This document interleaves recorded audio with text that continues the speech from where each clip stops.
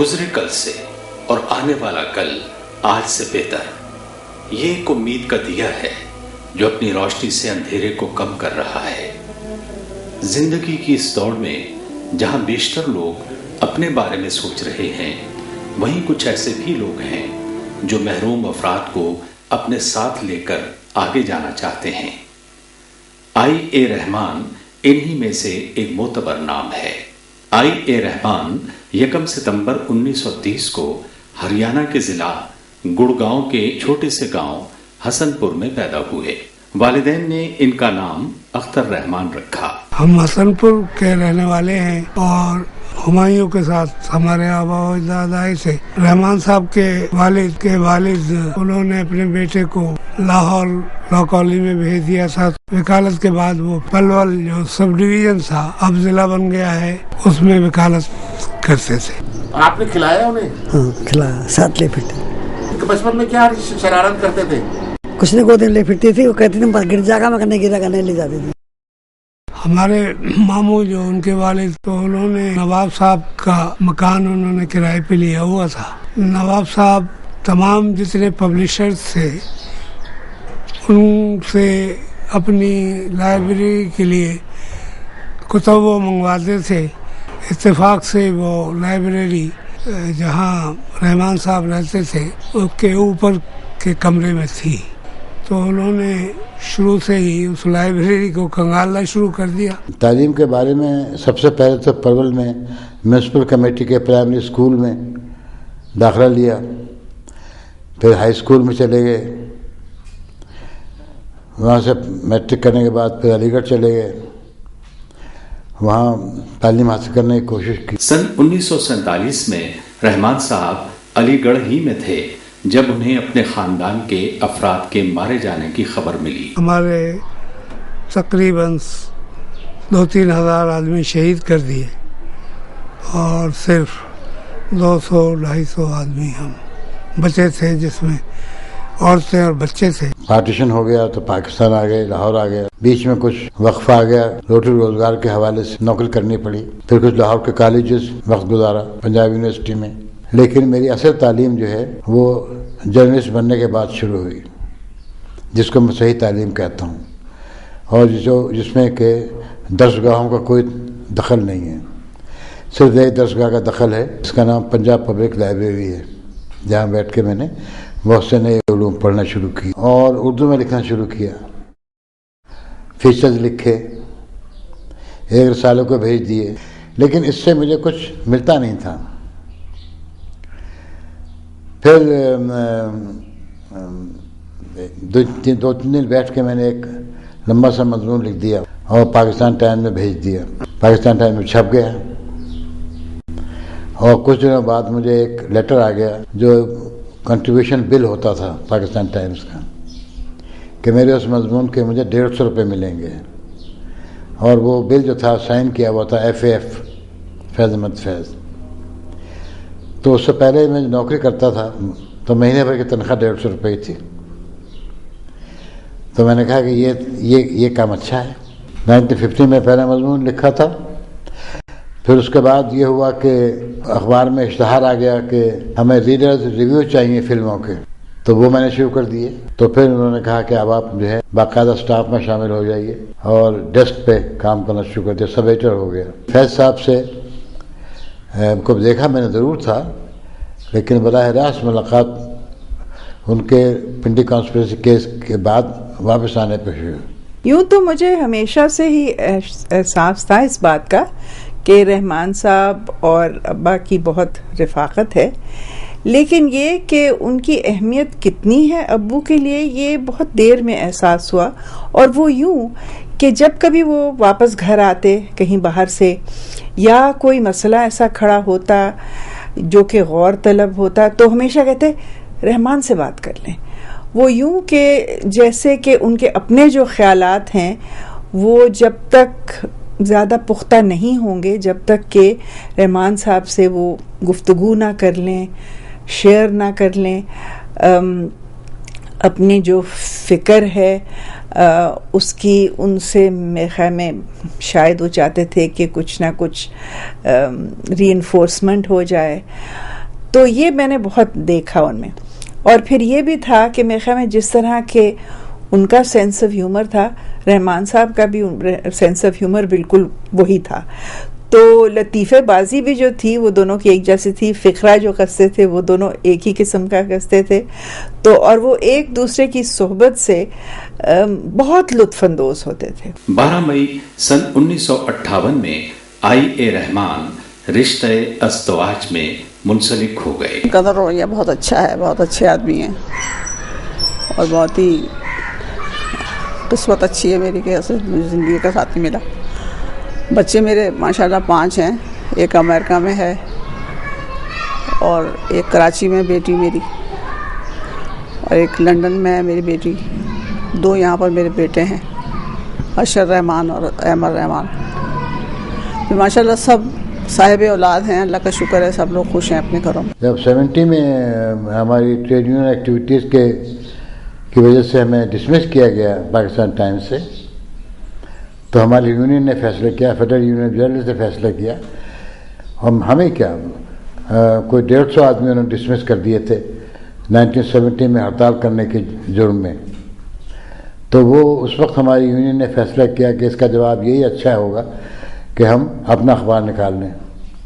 تو اس وقت اخبار آزاد نکالا. خیال یہ تھا کہ 15-20 ہزار اخبار ہم چھاپ لیں گے اور بیچ بھی لیں گے, لیکن ہوا یہ کہ 1 مہینے کے اندر اس اخبار کی اشاعت 1 لاکھ پہ پہنچ گئی, جو ہمارے بس میں نہیں تھی کیونکہ ہمارے پاس سرمایہ ہی نہیں تھا. یہ 70 کے الیکشن سے کوئی 20-25 دن پہلے کی بات ہے. اس دن کراچی ایئرپورٹ پہ پولینڈ کے نائب وزیر خارجہ کو جماعت اسلامی کے ایک ڈرائیور نے ہلاک کر دیا تھا. تو مارشل لا کا زمانہ تھا. خبر جو آئی کریڈ پہ وہ یہ تھی کہ ایکسیڈنٹ ہو گیا اور نائب وزیر خارجہ ہلاک ہو گئے. ہمارا جو کورسپونڈنٹ تھا وہ گیا, اس نے وہاں سے ہمیں سٹوری بھیجی جس میں یہ تھا کہ ڈیلیبریٹ مرڈر ہے یہ. تو اگلے دن آزاد کی سرخی تھی, ہلاک کر دیے گئے, باقی سب جگہ ہلاک ہو گئے. اچھا, اس پہ نوائے وقت نے نوٹ لکھا کہ یہ تو بڑے بدماش ہیں, یہ دونوں ملکوں کے تعلقات خراب کر رہے ہیں وغیرہ وغیرہ.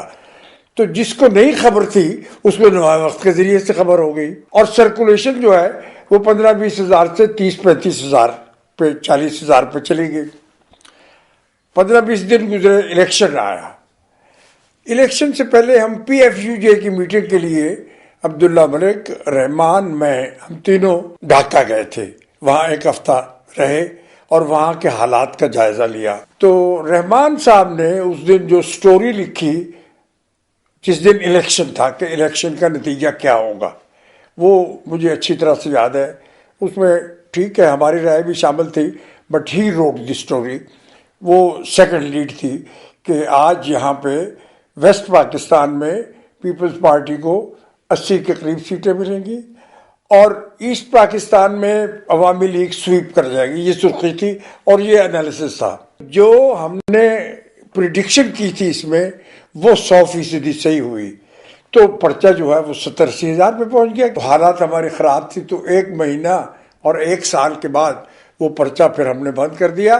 لیکن اس کا ریکارڈ ہے کہ سب کانٹیننٹ میں کوئی پرچہ, کوئی ڈیلی اخبار 1 مہینے کے اندر اندر اس کی سرکولیشن 1 لاکھ پہ پہنچ جائے. بھٹو صاحب کی حکومت آ گئی تو انہوں نے جو لوگ رہ گئے تھے باقی ہم سب کو بحال کر دیا, پاکستان ٹائم چلے گئے.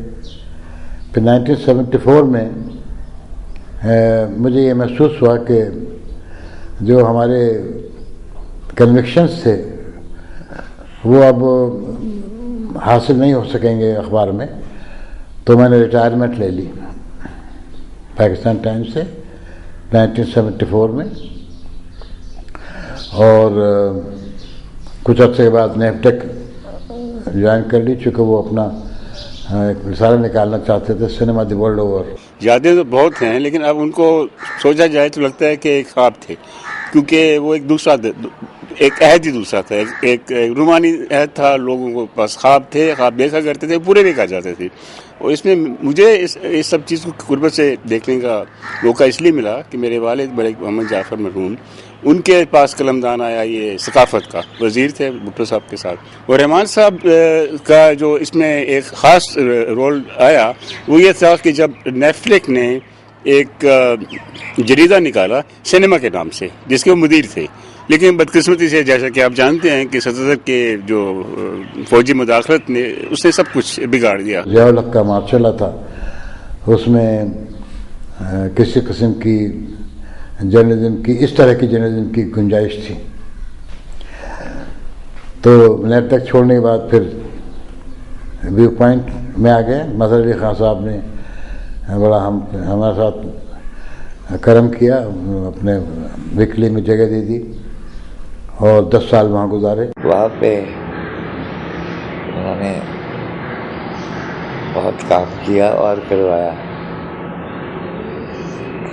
اور وہ بہت ہی دن تھے ایکسائٹمنٹ کے.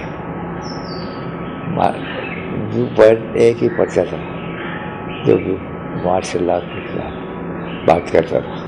ویو پوائنٹ میں ان کے ساتھ جو سارے ہزارے لوگ تھے وہ اس میں رحمان صاحب ان کی بالکل سینٹر میں تھے، اور انہوں نے بہت اس کو ایک مؤثر اخبار بنایا جو کہ اسلام آباد میں بہت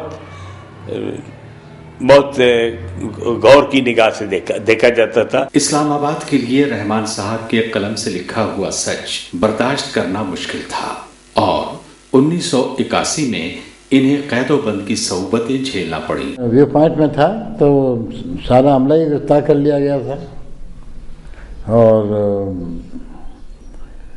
بلا وجہ کہ ہمیں بتایا نہیں گیا کیا ہم نے جرم کیا تھا. ہلکا سا خوف، لیکن پرائیڈ زیادہ تھی.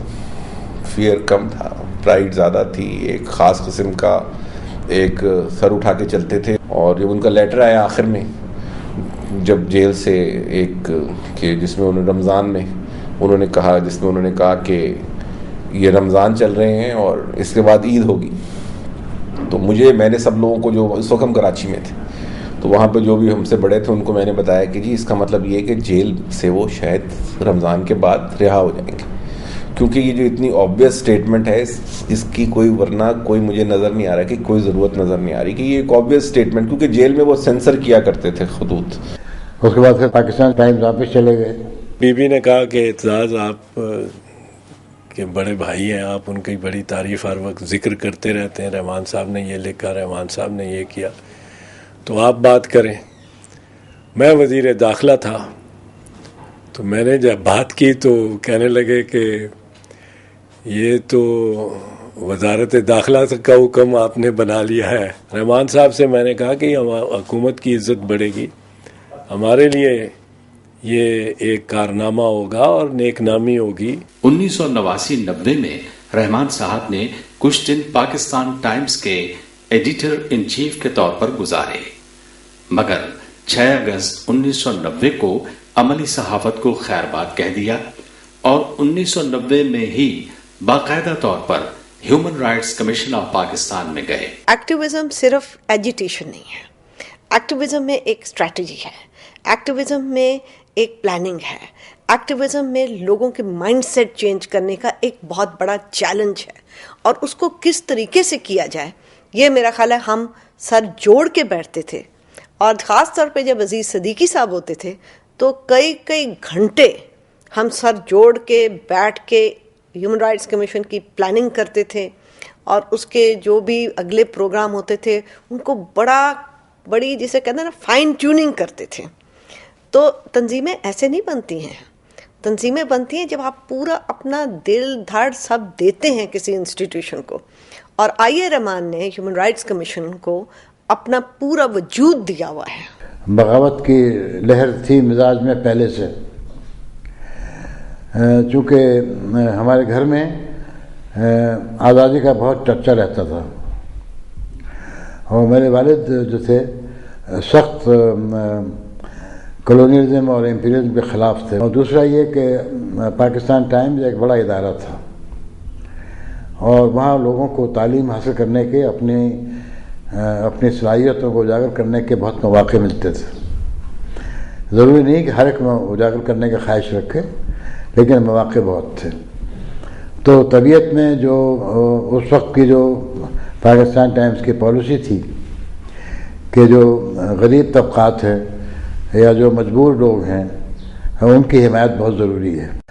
کچھ علی گڑھ میں بھی ہمارے میں ایسے لوگ مل گئے تھے جو بہت مانے ہوئے لیفٹسٹ تھے اور اپنے نظریات کے لیے لوگوں کو جمع کرتے تھے. ان کا بھی اثر ہوا. رحمان صاحب نے ہمیشہ قلم کو امن کے قیام کے لیے سب سے زوراور ہتھیار سمجھا اور ساتھیوں کے ساتھ مل کر سن 1994 میں Pakistan India Peoples Forum for Peace and Democracy کی بنیاد ڈالی. پہلے رحمان صاحب نے تشکیل دینے میں انیشیٹو لیا، پہل کی، اور پہلے 10 سال رحمان صاحب ہی صدر رہے. ان کی قیادت میں فورم پھلا پھولا اور چونکہ اس کے مقاصد عظیم تھے، ان مقاصد کا قیادت بھی میں رحمان صاحب کا بہت بڑا ہاتھ ہے، ہندوستانیوں کا بھی ہاتھ ہے، اور اس میں رحمان صاحب کا کنٹریبیوشن میں کہوں گا سب سے زیادہ. رحمان صاحب کی جتنی بھی کنٹریبیوشن لکھائی کے ذریعے ہے نا، چاہے وہ اخباروں میں، میگزینز میں جو لکھتے ہیں، ایک وہ ہے جو ایک ڈائریکشن دیتا ہے ہماری موومنٹ کو، سوشل موومنٹ کو، اور دوسرا پھر جو ان کا ذاتی طور پہ انگیجمنٹ ہے تحریکوں کے ذریعے، تحریکوں کو تقویت دینا، ان کو راستہ دکھانا، وہ جو ہے وہ تمام کی تمام سول سوسائٹی جس میں لیبر یونینز، تنظیمیں، ہر طرح کے پلیٹ فارمز جو ہیں وہ آ جاتے ہیں، ان تمام لوگوں کے لیے مشعل راہ بنتا ہے. ان کا ایک مشن ہے، وہ اس کے اوپر لگے ہوئے ہیں.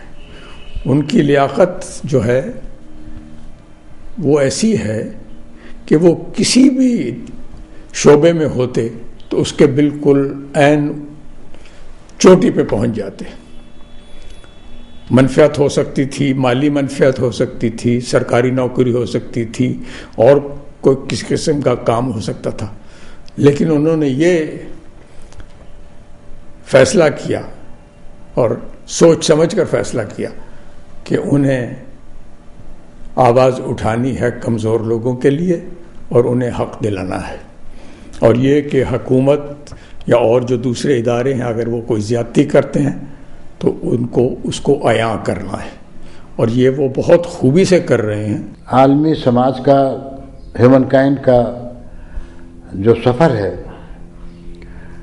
وہ آگے کی طرف جاتا ہے، پیچھے کی طرف نہیں جاتا. اور انسانیت آج پہلے کے مقابلے میں بہت زیادہ بیدار ہے، بہت زیادہ ہوش مند ہے، اور بہت زیادہ اپنے آپ کو سمجھتی ہے. باوجود اس کے کہ دنیا میں ظلم بہت ہے، ناانصافی بہت ہے، خون خرابہ بھی ہوتا ہے، لڑائیاں ہوتی ہیں.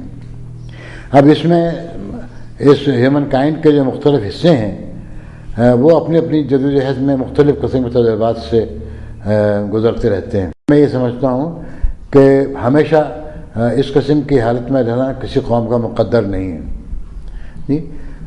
سب قومیں نکل سکتی ہیں، بعض قومیں فنا ہو جاتی ہیں، بعض قومیں ختم ہو جاتی ہیں، نئے روپ میں، نئے شکل میں وہ ظاہر ہوتی ہیں، لیکن آج کل کے جو حالات ہیں اس سے ضرور پریشان ہوتا ہے آدمی، لیکن یہ ہمیشہ نہیں رہے گا.